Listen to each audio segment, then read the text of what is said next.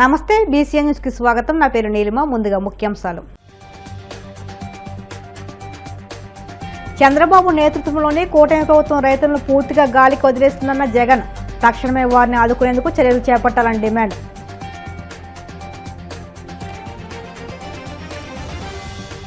ప్రకాశం జిల్లా ఒంగోలు కలెక్టరేట్లో విజిలెన్స్ సమావేశం. ముఖ్య అతిథిగా హాజరైన మంత్రి డివిబి స్వామి, ఎంపీ మాగుంట శ్రీనివాసులరెడ్డి.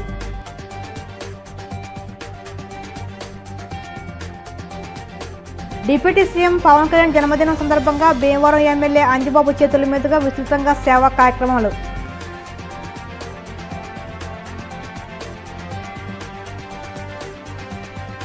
అభివృద్ధి నిధులను పక్కదారి పట్టించిన గత వైసీపీ ప్రభుత్వం వల్లే రాష్ట్రంలో అభివృద్ధి కుంటుపడింది. ఉండి ఏఎంసీ నూతన కార్యవర్గ ప్రమాణ స్వీకారోత్సవంలో కేంద్ర మంత్రి శ్రీనివాస్ వర్మ.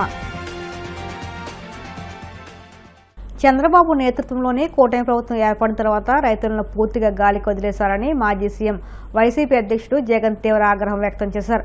కడప జిల్లా పులివెందుల నియోజకవర్గం వేముల మండలం దొగ్గన్నగారిపల్లి వద్ద ఉల్లి, బత్తాయి రైతులతో జగన్ మాట్లాడారు. ఈ సందర్భంగా వారు తమ పంటలకు కనీస గిట్టుబాటు రేటు కూడా దక్కడం లేదంటూ తమ గోడును వెళ్లబోసుకున్నారు. గత వైసీపీ ప్రభుత్వంలో తమను సర్కార్ ఆదుకున్నదని, నేడు ప్రభుత్వం పట్టించుకోకపోవడం వల్ల పంటలకు రేటు లభించగా అప్పుల పాలవుతున్నామంటూ రైతులు వాపోయారు. ఈ సందర్భంగా జగన్ వారికి ధైర్యం చెప్పారు. తక్షణం ప్రభుత్వం కళ్లు తెరవాలని, రైతుల గోడును ఆలకించి వారిని ఆదుకునేందుకు చర్యలు చేపట్టాలని డిమాండ్ చేశారు. చీనికాయ రైతు పరిస్థితి ఈ రోజు చీనికాయ రేట్ అమ్ముడుపోయేది ఎంత అంటే 6,000 నుంచి 12,000 రూపాయలకు అమ్ముతోంది. మినిమం రేట్ 30,000 నుంచి 1,00,000 రూపాయలకు అమ్మినది వైఎస్ఆర్సీపీ రెజీమ్ లో అయితే ఇప్పుడు 6,000 నుంచి 12,000 కూడా కొనే నాతులు లేడు. మన దీంట్లో కూడా మళ్ళా సూట్ అని మళ్ళీ 10కి 2.5 టన్ను సూటు, మళ్ళీ ఇచ్చేది 6,000 నుంచి 12,000. ఆ ఇచ్చే 6,000 నుంచి 12,000 మళ్ళీ 10కి 2.5 టన్ను సూటు అంటే కమిషన్. అదే వైఎస్ఆర్సీపీ హయాంలో మినిమం 30,000 నుంచి 1,00,000 రూపాయల దాకా అమ్ముడుపోయిన పరిస్థితి బత్తాయి. వైఎస్ఆర్సీపీ హయాంలో మినిమం దీనికి సంబంధించినంత వరకు 4,000 నుంచి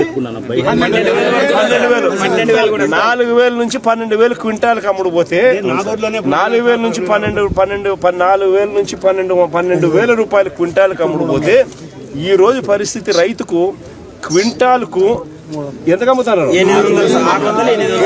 గ్రేడ్ బాగుంటే 600 నుంచి 800 అంట. గ్రేడ్ బాగలేకపోతే యావరేజ్ కి 300 నుంచి స్టార్ట్ అవుతా ఉందంట. అంటే యావరేజ్ 400 రూపాయలు 500 రూపాయలు కూడా గిట్టుబాటు రావడం లేదు రైతుకి. ఇది ఈ రోజు రైతు పరిస్థితి. కూలి ఖర్చులు కూడా రాని పరిస్థితిలో ఈ రోజు రైతు వ్యవసాయం చేస్తారు. వైఎస్ఆర్సీపీ హయాంలో ఎటువంటి బ్లాక్ లో అమ్మే పరిస్థితి అసలు ఏ రోజు ఎప్పుడు జరగల, ఊహకు కూడా అందల. ఆర్బీకే వ్యవస్థ ద్వారా ప్రతి రైతుకు కూడా తన గ్రామంలోనే సప్లై జరిగే కార్యక్రమం జరిగేది. కమిషన్ అనేది ఎక్కడా తీసుకునే పరిస్థితి ఉండదు, బ్లాక్ లో అమ్మే పరిస్థితి అనేది ఎక్కడా ఉండదు. ఈ రోజు ఏదైనా కానీ బ్లాక్ లో అమ్మడము, కమిషన్ తీసుకోవడము, యూరియా రేటు కన్నా కూడా 200 రూపాయలు బ్లాక్ లో అమ్ముకునే పరిస్థితి. మందులు తీసుకుంటే యూరియా ఇచ్చాం, అది కూడా రకరకాల. ఇంకోటి 200 రూపాయలు ఎక్కువ అన్నది ఎక్కువ తీసుకోలేకపోతే ఈ మందు తీసుకుంటే యూరియా అని చెప్పి ఈ మాదిరిగా రైతులను ఆడుకుంటా ఉన్న పరిస్థితి. అదే వైఎస్ఆర్సీపీ హయాంలో అసలు ఎక్కడా కూడా బ్లాక్ అనేది లేదు. 265 రూపాయలుగా రోజులు పూర్తిగా రైతు చేతుల్లో యూరియా బ్యాగ్ పడేది. ఊరికాడనే రైతు చేతుల్లో ఆర్బీకే వ్యవస్థ ద్వారా రైతు దగ్గరనే ఊరి దగ్గరనే అమ్ముడుపోయేది, రైతులకు ఇచ్చేవాళ్ళు. సొసైటీలు, ఆర్బీకేలు ఇవన్నీ కూడా రైతులకు అందుబాటులో ఉండే కార్యక్రమం. ఈరోజు సొసైటీలు లేవు, ఆర్బీకేలు లేవు. వీళ్ళ ద్వారా సప్లై చేస్తే గవర్నమెంట్ లో ఉన్న పెద్దలకు కమిషన్లు రావు అని చెప్పి బ్లాక్ మార్కెట్ దగ్గరుండి వీళ్ళే ఎంకరేజ్ చేస్తా ఉన్నారు.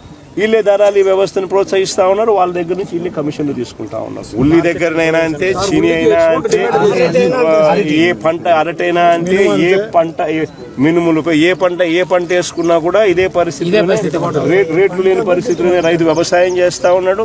రైతుకు పెట్టుబడి సహాయం చూస్తామా అని అంటే ఈయన అన్నదాత సుఖీభవ 20,000 40,000 ఇస్తానని చెప్పినాడు. ఇంతవరకు ఇచ్చింది 5. అది మోసమే. రైతులకు ఉచిత పంటల బీమా అని చెప్పినాడు. ఉచిత పంటల బీమా రైతులకు ఇంతకు ముందు ప్రభుత్వంలో వైఎస్ఆర్సీపీ ప్రభుత్వంలో అందుతా ఉన్న ఉచిత పంటల బీమా పూర్తిగా ఎగరగొట్టేసినాడు. ఎట్టి పరిస్థితిలోనూ రైతుల దగ్గర నుంచి కనీసం అంటే రైతులకు 2,500 రూపాయలు కనీసం అంటే ఇచ్చి రైతుల దగ్గర నుంచి కొనుగోలు చేసే కార్యక్రమం జరగాలి. జరిగిన తర్వాత ప్రభుత్వమే దీనికి బయట రాష్ట్రాలకు కానీ లేకపోతే రైతు బజార్లలో కానీ ఇంకో చోట కానీ పెట్టి అమ్ముకునే కార్యక్రమం చేయాలా.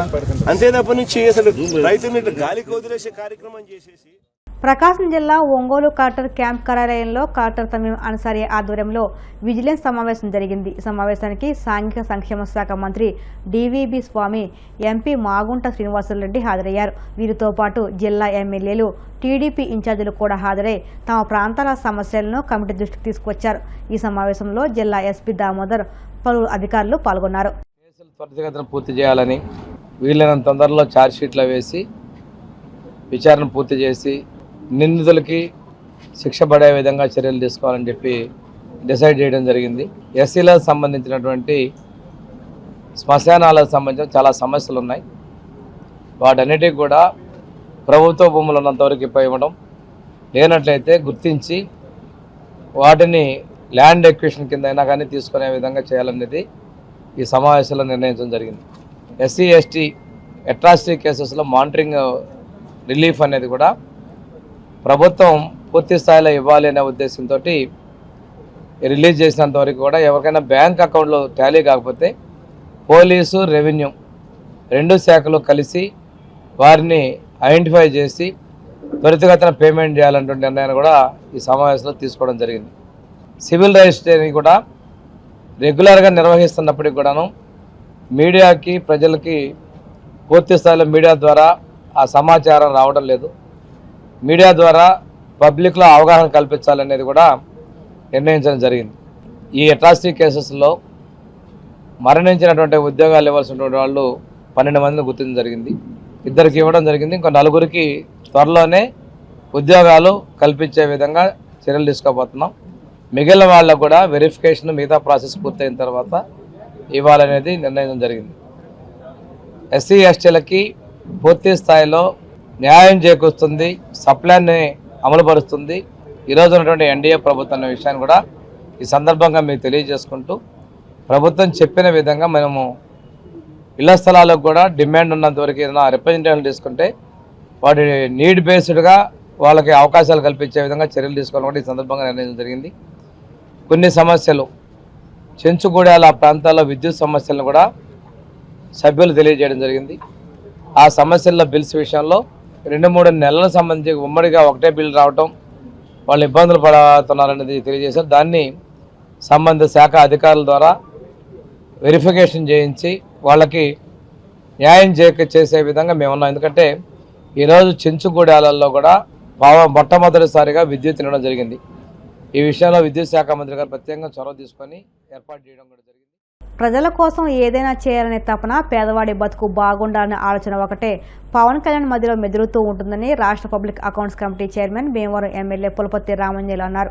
పశ్చిమ గోదావరి జిల్లా భీమవరంలోని ఎమ్మెల్యే క్యాంప్ కార్యాలయంలో ఉప ముఖ్యమంత్రి, జనసేన పార్టీ అధినేత పవన్ కళ్యాణ్ పుట్టినరోజు వేడుకలను మంగళవారం ఘనంగా నిర్వహించారు. ముందుగా ఎమ్మెల్యే అంజిబాబు కేక్ కట్ చేసి మాట్లాడారు.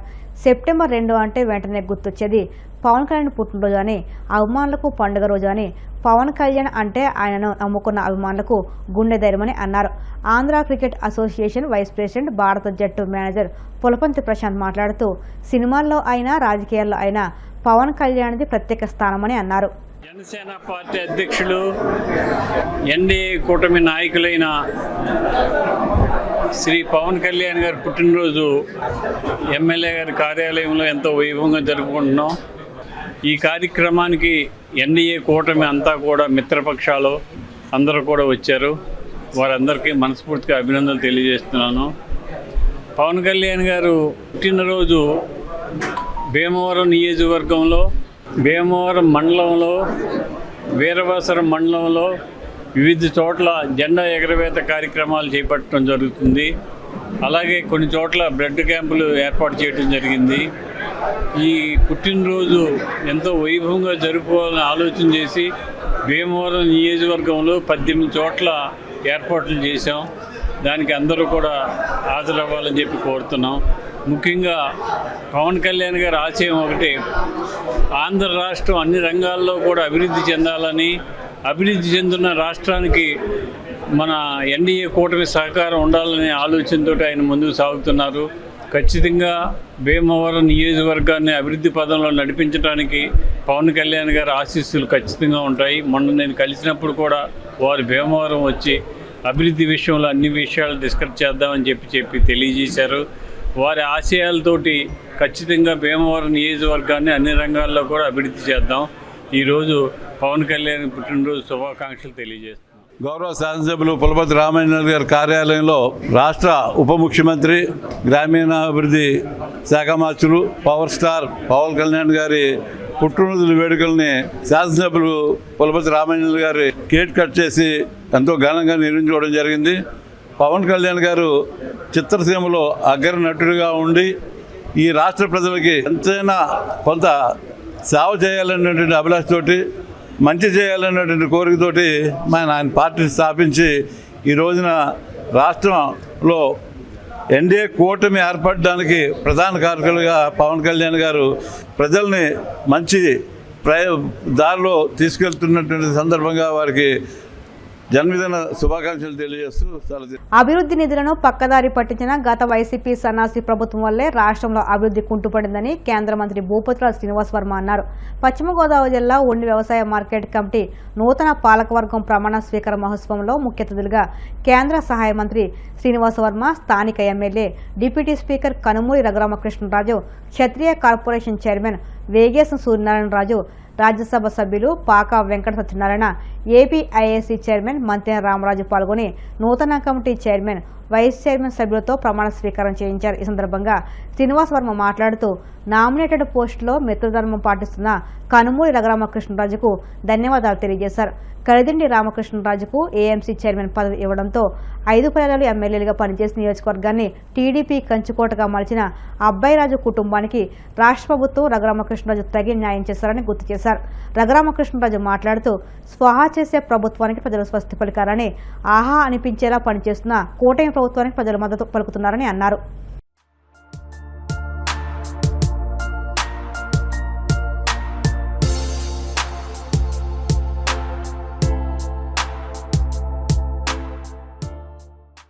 వ్యవసాయ మార్కెట్ కమిటీ ఈ జిల్లాలో ఉన్నటువంటి అతి ముఖ్యమైనటువంటి వ్యవసాయ మార్కెట్ కమిటీలో ఒకటిగా పేరుగాంచినటువంటి విషయం మనందరికీ కూడా తెలుసు.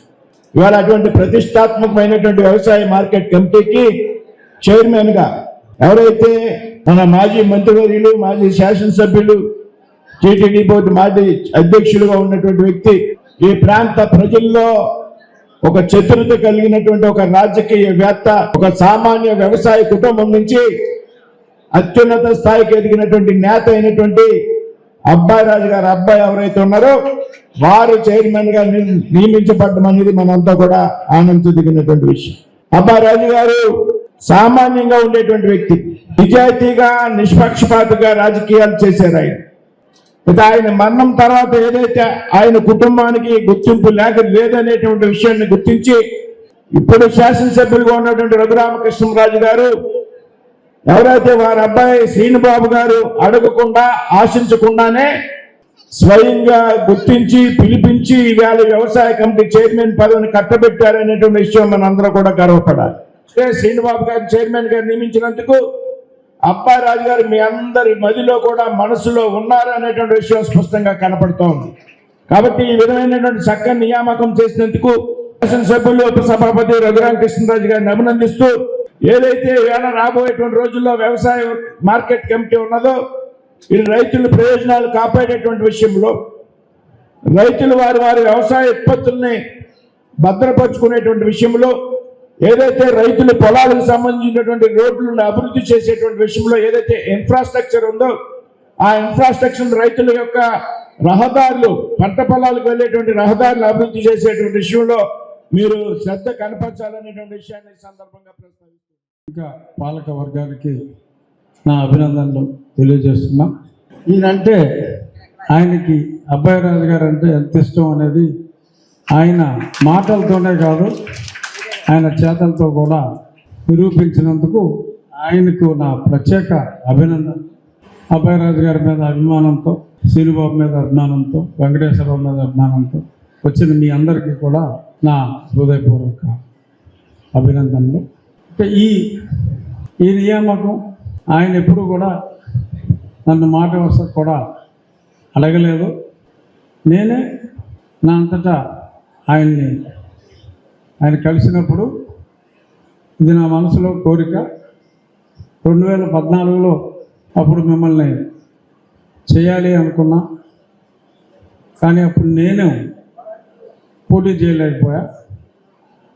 19లో ఆయన పార్టీ, అప్పుడు నా పార్టీ వేరేని కాబట్టి మళ్ళీ కూడా ఏమీ చేయలేకపోయా.